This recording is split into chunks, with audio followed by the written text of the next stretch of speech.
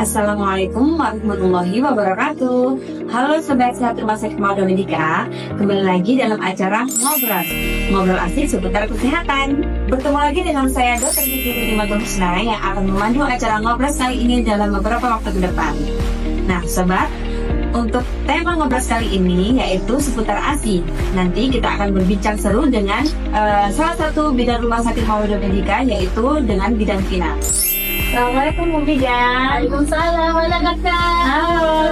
Nah, Sobat, ini nih salah satu bidan andalan dari Rumah Sakit Mauda Medika. Mungkin bisa memperkenalkan diri dulu ya.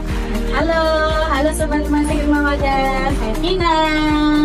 Saya bidan yang berdinas Cibonek. Oke, berarti kalau nanti Sobat Rumah Sakit Mauda Medika mungkin ada saudara yang melahirkan atau bahkan istri atau kakak atau adik bisa nanti ketemu sama Ketemu saya. bidan kita ya.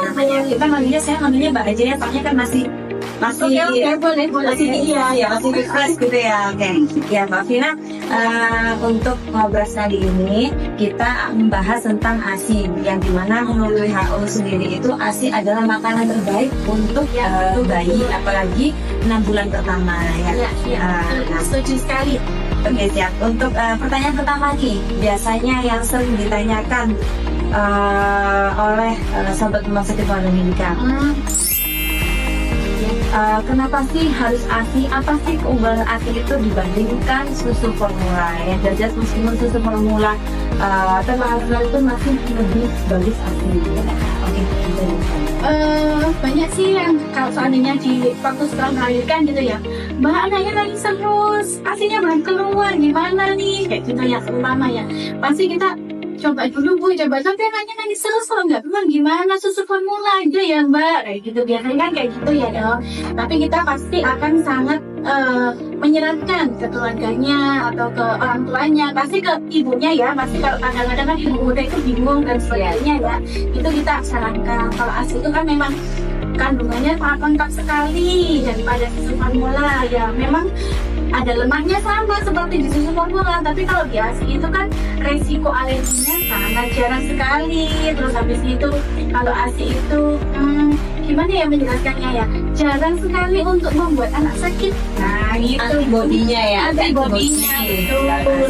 Apalagi kalau sebelum ASI yang pertama kali keluar itu pasti antibodinya itu bagus banget.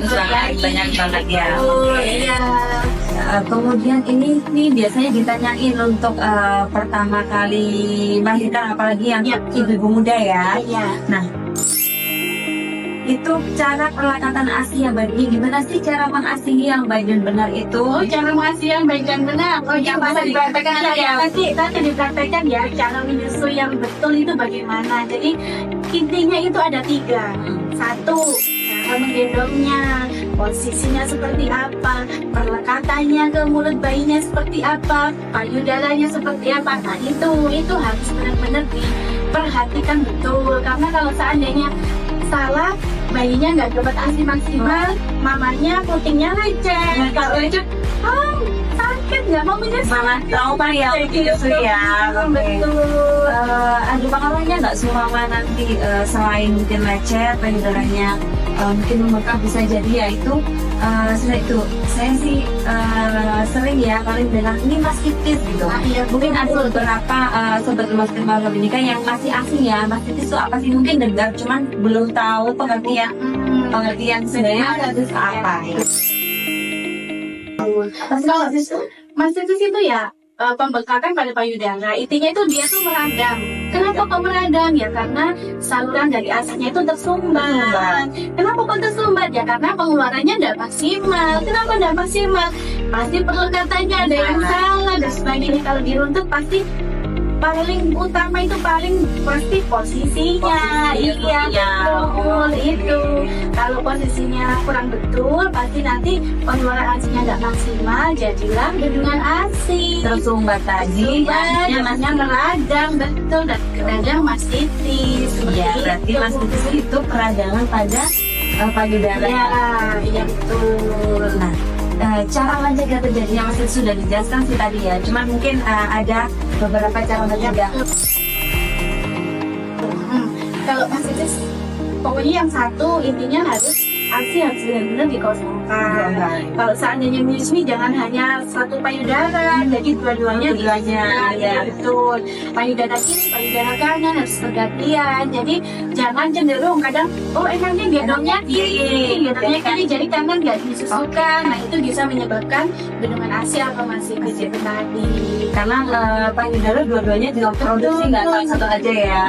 Kadang kan ada gini sih Mbak Vina, ya kalau yang banyak lebih banyak yang kiri. Iya betul, makanya kadang ada gendongnya kan enak yang kiri atau ya jadinya otomatis kan kenapa kok keluarnya banyak kiri, kadang itu semakin sering disusukan ya kan banyak keluar yang kiri, makanya yang kanan gak disusukan, jadi lama-lama dia juga aslinya produksinya kurang betul. Jadi terus jangan lupa cuci tangan dulu ya kalau sebelum menyusui ya. Kadang mau menyusui cuma sini cuma sana lupa nanti tangannya menyusui, nah lupa cuci tangan itu juga bisa menyebabkan bakteri masuk lah. Betul ke putingnya ibu, ke payudaranya ibu, jadinya terjadilah masitis. Gitu. Untuk tips and trick nih agar ASINya tuh deras. Nah ini banyak banget nih ya. Gimana sih caranya pakai booster ASI atau apa? Ini yang paling tips and trick yang paling bisa langsung dilakukan tanpa pesan ASI booster dulu ya, Mbak. Iya betul. Sebenarnya kalau ASI booster itu hanya plusnya aja. Kalau sebenarnya ASI itu nggak perlu pakai ASI booster terus, karena ASI itu juga dihasilkan oleh hormon cinta. Jadi kalau seandainya kita bahagia, ASI-nya pasti lancar. Jadi bapak-bapak ini ya, kalau ibunya minta apa aja kasih gitu ya. Karena ASI-nya jadinya lancar karena harus bahagia. Ya betul. Makanya kalau stres itu akan mempengaruhi banget produksi ASI. Kalau senang, habis itu makannya tercukupi, nutrisinya oke, alhamdulillah pasti nanti ASINya lancar, nggak perlu ASI booster pun nggak masalah. Tapi satu, semakin kita cepat atau semakin kita sering mengeluarkan ASI, mengosongkan ASI di payudara kita, pasti itu nanti akan semakin cepat terisi lagi. Sampai bagaimana ya? Betul. Jadi semakin ASINya dikeluarkan, semakin juga terisi. Jadi yang dikeluarkan akan terisi. Iya betul. Jadinya produksinya akan banyak semakin banyak ya. Mungkin yang terakhir bisa dipraktekkan cara untuk menyusui yang baik. Ini ya sobat rumah sakit Mawada, ini adalah contoh dari payudara ya. Jangan dianggap negatif, ini hanya contoh ya. Payudara itu ada puting, nggak ada areolanya. Kalau menyusui yang dilihat itu bukan putingnya, tapi areolanya. Jadi kalau seandainya ibu-ibu bilang, Mbak putingnya tenggelam, Mbak nggak ada putingnya, nggak masalah. Yang dilihat karena areolanya, betul. Jadi kalau seandainya malah bayinya cukup minyak putingnya, pasti nanti lecet, pasti itu karena lidah bayi itu kasar. Jadi kalau seandainya ibu-ibu bilang atau mbak-mbaknya bilang kasih madu biar halus, nggak perlu, karena memang lidah bayi itu kasar. Jadi posisi menyusui yang benar, pelekatan yang benar, tidak hanya di puting tapi di area-areolanya, pasti nanti nggak terjadi lecet putingnya, menyusuinya jadinya maksimal seperti itu. Jadi misalnya ini bayinya ya, posisi menyusui itu perut bayi sama perut mamanya itu menyatu, menempel ya betul. Terus telinga sama ini bahu bayi sejajar ya bunda ya, sejajar. Lalu posisi bayi itu seperti menengadah seperti ini. Dia akan mengenyot payudara. Jadi yang diingat itu bukan puting ya, tapi payudara. Dia mengenyot posisinya seperti ini, dia agak menengadah, lalu mulut bayinya dia terbuka. Kalau dia ngenyotnya betul, bibir bawah ini akan jontor keluar. Gak ada bunyi, gak ada. Justru pipinya akan mengembung. Kayak gitu ya. Itu kalau seandainya bayi-bayi itu bunyinya, miminya dilepas dulu, dilepas dulu, berarti dibetulkan pelekatannya, karena pelekatannya belum betul ya. Memang kalau ibu-ibu muda awal-awal punya anak gitu ya dokter, pasti mbak kok susah ya. Awalnya memang seperti itu, tapi nanti lama-lama akan terbiasa. Betul. Jadi kalau seandainya menyusui, jangan kadang kan ditaruh bantal nih dok. Nih, bayinya diginikan, ibunya yang bungkuk. Nanti pegel nanti ibunya di sini pinggangnya capek. Jadi justru bayinya diajarkan. Seandainya pun pakai kursi sandaran boleh dengan sambil begini iya santai. Yang penting sudah benar perlekatannya antara mulut bayi dengan yang di pokoknya area lainnya ya kan putingnya. Jadi nggak masalah meskipun putingnya itu kecil atau dalam. Yang penting kan dari areolanya itu bisa benar ya perlekatannya. Betul seperti itu. Jadi kalau seandainya ibu-ibu atau ibu muda atau mbak-mbaknya juga kadang kan, aduh nak kok nangis terus ya nak bayinya, tetap disusuin dulu, ditelatenin ya dok ya, nanti lama-lama akan keluar asinya kayak gitu. Oke, siap. Baik sobat rumah sakit Maha Medika, sudah dijelaskan sebegitu detailnya dengan Bu Bidan Vina.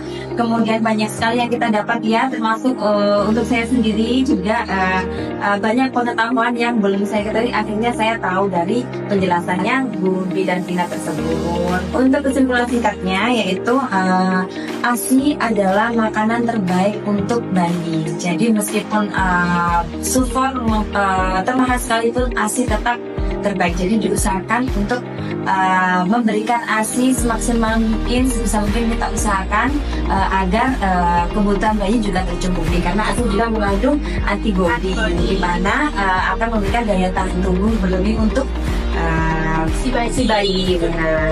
Kemudian juga cara menyusui agar tidak terjadi mastitis harus perlekatannya yang baik dan benar seperti yang dicontohkan tadi oleh Bu Bidan Vina. Oke, sampai berjumpa di acara ngobrol selanjutnya. Terima kasih sobat rumah sakit Maha Medika. Terima kasih Bu Bidan Vina.